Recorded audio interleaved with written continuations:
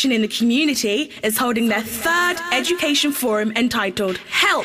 My Child Has Been Excluded, taking place on Wednesday, 22nd of September at Willesden Library at 6:30 p.m. sharp. Did you know that in 2009, 1,392 young people were excluded from primary and secondary schools in Brent? 81 of those were permanent. Was your child one of them?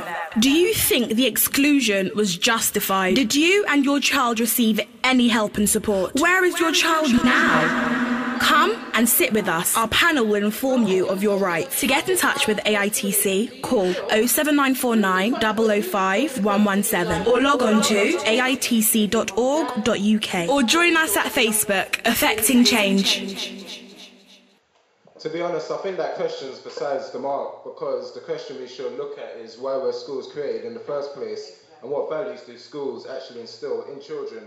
Now, although we speak about prejudices and discrimination, I think there is an element of hypocrisy amongst all of this, because in our own views we're quite prejudicial and we also discriminate a lot. And one example of this is we assume that a child who's not adjusted to the school is somehow bad, and we also make this strange assumption that being in the school is good in itself, when really there's nothing to actually validate this. So I actually want to challenge that. Now, in 2008, I was supposedly diagnosed with dyslexia, and I hear some people who actually believe in this notion of dyslexia, and yet if we actually look at some of the critical reviews, we can see that dyslexia is another mental illness, another disability that was invented to justify and validate the school system.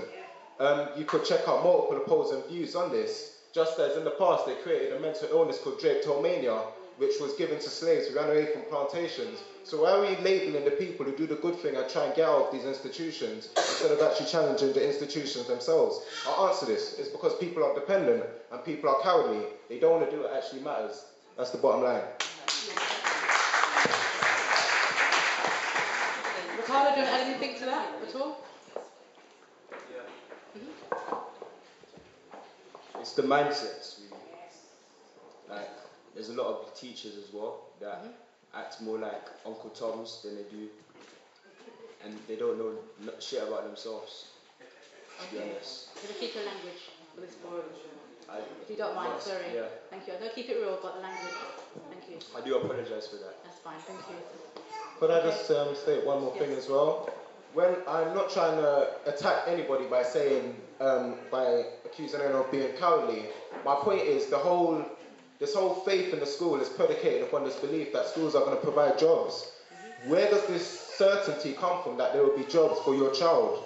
Shouldn't you be actually looking to the future? This is why I'm actually saying it's not about the school, it's about individuals not being brave enough to do what's absolutely necessary.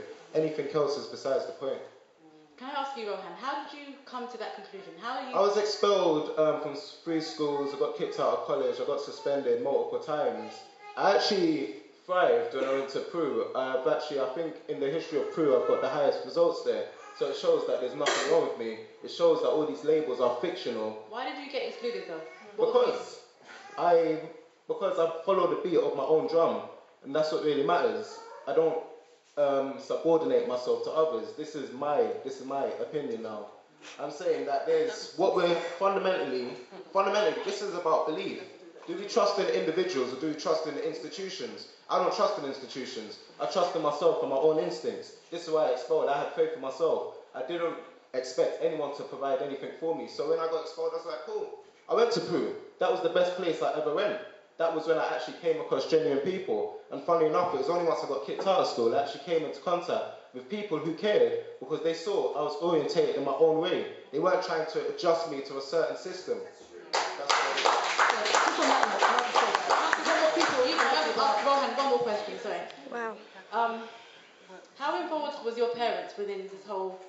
How old are you? Yeah, and that as well. And how was it involved with I'll be quite honest, and I think we speak about the Caribbean a lot, but one thing we don't acknowledge about the Caribbean is Caribbeans, we have the old colonial indoctrination. This is something that needs to be acknowledged. And so when I say this, my mum was brought up with the British values. My mum was told, give your child to the schools, make them come up, follow all the orders, go to college, go to uni, get this, get that, get that. I said, bun that. I said, I went with all of that because I'm self-determinant. I'm looking at my situation, I'm saying this is a fiction.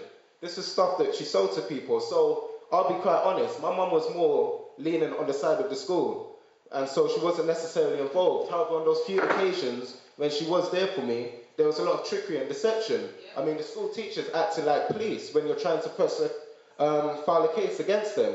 And so we see that these same techniques and strategies, methods of control exist there. So I don't think it's about the parent at all. I think, again, this is besides the point.